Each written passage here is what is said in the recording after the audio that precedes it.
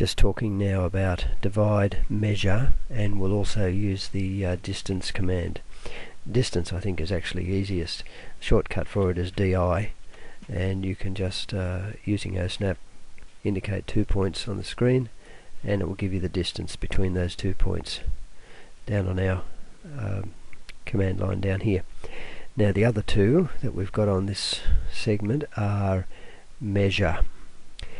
What you do with measure is select an entity and then you can actually place points at a distance along that entity. So if I type in 100 here, it places points at 100 intervals along that item.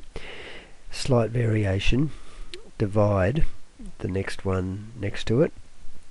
If we take an entity and we divide that into 5, it places a point dividing the object into 5.